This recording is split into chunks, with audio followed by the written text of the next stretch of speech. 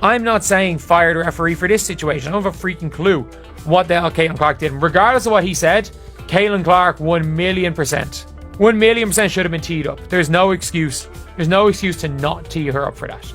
Like, regardless of what the ref said, you tee her up, and another ref's got to tee her up. Somebody's got to tee her up at the end of the day. Like, Caitlin deserved the tee. Well-earned technical foul. Absolutely earned technical foul. Adam Silver has had enough. The NBA commissioner finally intervened after months of witnessing the WNBA go out of control. He's not merely asking questions either. He is making it very obvious, demanding answers, and requesting forensic audits. This has nothing to do with basketball anymore. This concerns the league's integrity. Why now, then? Why the sudden urgency? Because there are more than a few missed calls or PR gaffes that the WNBA is dealing with. It is up against something far more sinister. Charges of financial corruption, biased officiating, and a concerted attempt to silence Caitlin Clark, the league's most marketable athlete.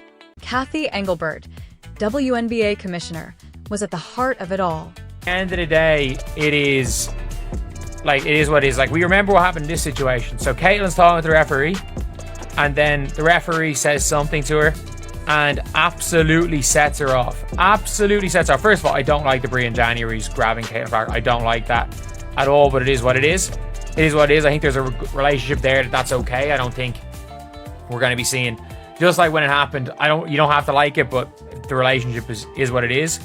Then you're all good. Caitlin Clark was clearly more than just another rookie from her very first Indiana Fever game. The draw was her. She gave the WNBA attention, fans, and ratings it hadn't had in decades. However, something else also came with that attention. Late hits, elbows, and an alarming quantity of uncalled fouls. Here is the query that sparked everything. For what reason was Caitlin Clark officiated differently from the beginning? Independent analysts discovered the pattern by the middle of the season. Compared to teammates like Cameron Brink and Angel Ree, Clark was involved in 28% more uncalled incidents per game, 2.3 missed calls per game as opposed to the other game's 1.2 or 1.4. Is it merely inexperienced handling, or is there more to it? When it came to Clark, why did referees constantly disregard contact? Why did league officials ignore the slow-motion videos of body slams, shoulder hits, and hard screens that fans posted on social media? Nothing's happening. Nothing's happening. Like, absolutely nothing is happening right here. Why is the ref grabbing a player and walking away with a player? Like, I'm sorry. Am I the only one that's like, why are referees... And I tweeted out, I was like, are refs just allowed to put their hands on a player? On a side note, it's the same ref that set off Caitlin in her last game. This is his last two games. He's caused the face of the league to go berserk. And he's caused the player in JJ Quinterly, he just dragged her away. And I'm like, obviously, look, there's no danger in this situation. It is what it is. It's not like I'm saying that like this is anything too major. But I'm like, these are in back-to-back games. Why is the referee putting hands on a player unless absolutely necessary? It ceased to be conjecture in June 2025.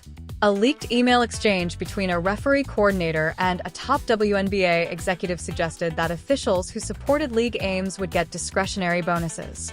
League priorities. Referees have been expected to adhere to the rule book exclusively since when?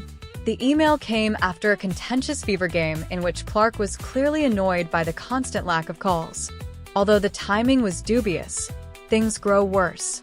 According to additional leaks, these payments might have been distributed via outside consultancy companies connected to Engelbert's former DOT co-workers. What were those companies actually up to? Giving the league advice or funding reputable referees? According to sources, each referee received between $5,000 and $15,000 per season. Not a lot of money, but enough to change behavior when dispersed over a network. Was this Cathy Engelbert's tactic to subtly pressure referees to curb Clark's dominance in order to maintain league balance? Who else knew, if anyone?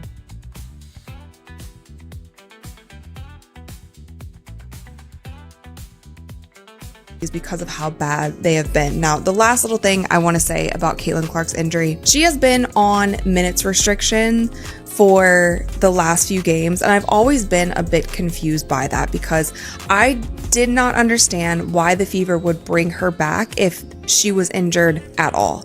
I feel like Caitlin Clark, she is your star player. She's having an injury that is jumping.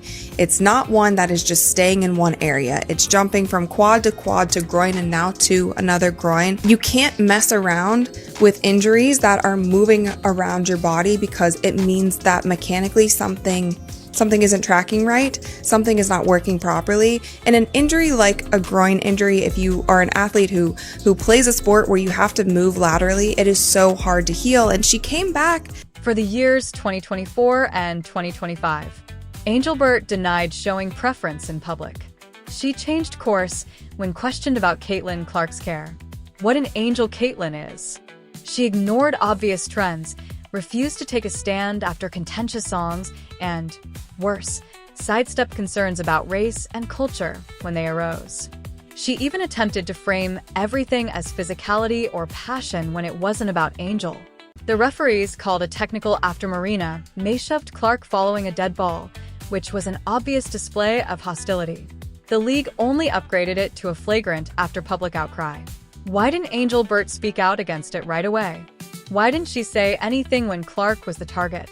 Even seasoned journalist Christine Brennan, who once commended Engelbert's business acumen, stated it bluntly. I find it unbelievable that Cathy Engelbert doesn't declare. That's unacceptable. Following the Marina Mabrey hit. Why then is there no sound? Was it anxiety? Did politics play a role?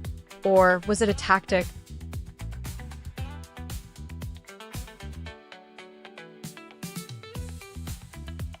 The semi-pro level, but like referee high enough level amateur ball. Like one of the things we're told is whatever you do not break up a fight. As a teacher, that is the one thing you're told to do. You are, no matter what, you are not allowed to break up a fight, and it's very different. I understand they're adults. It's very different when it's adults and kids, but at the same time, it's a man and women's game. I don't understand why he did this. There was no need. There was absolutely no need. And in back-to-back games, he's done two very questionable things. I think the all-around standard of refereeing is just pathetic in this league. I think it's all around just absolutely pathetic. Let's examine the information. Engelbert was unable to rotate. In 2024, 18 of the 21 WNBA games with a viewership of 1 million or more were hosted by Caitlin Clark. Her appearance alone increased ESPN's viewership by 170%. ION increased by 133%. Unprecedented, 2.88 million people watched her return game. Nevertheless, she only received 15 minutes of playing time in the 2024 All-Star Game, which was held in Indiana. Why leave out your league's star player for the season's biggest showcase? Why waste the fans, the excitement, and the momentum? According to sources, the directive was given by superiors who wished to emphasize veterans. Veterans? Which veterans? Clark has the most assists in the league. She finished in the top 5. In every way, she was the reason why others were watching. So, was this choice motivated by fear or by fairness? I just think the refereeing situation is just ridiculous. I think the ref situation all around in this league is absolutely ridiculous. I don't know when it's going to get better. I don't know if it's going to get better. I know I said I don't know when it's going to get better. I don't think the when is irrelevant. I don't know if it's going to get better. And that's the scary part, is that we're looking at it and we're like, is this refereeing problem going to get better? NBA Commissioner Adam Silver began a thorough inquiry into Engelbert's whole organizational structure, not just the referees, after months of growing criticism. And he clarified that there is more than one player involved. This concerns the league's integrity.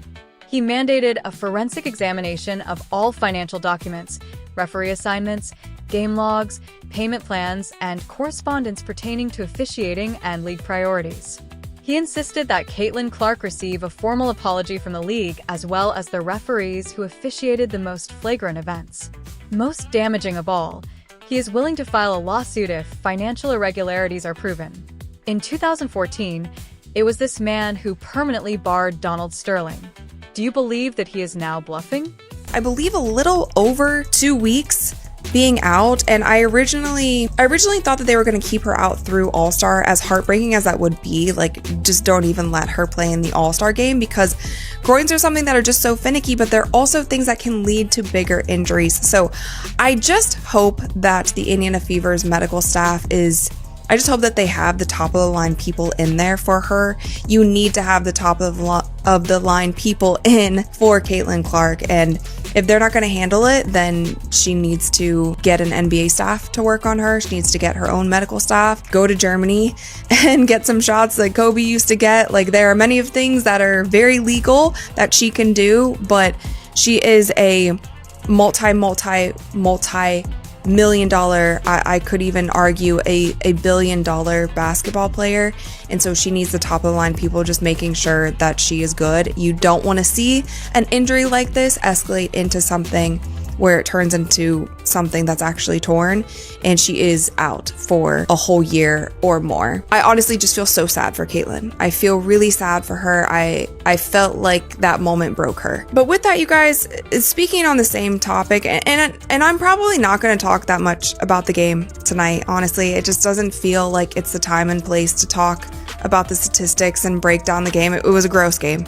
It wasn't fun to watch. It was not great basketball, but I want to show you guys some clips of some plays that happened during this game. We'll start out kind of mild, okay? As this story developed, Engelbert made yet another terrible decision.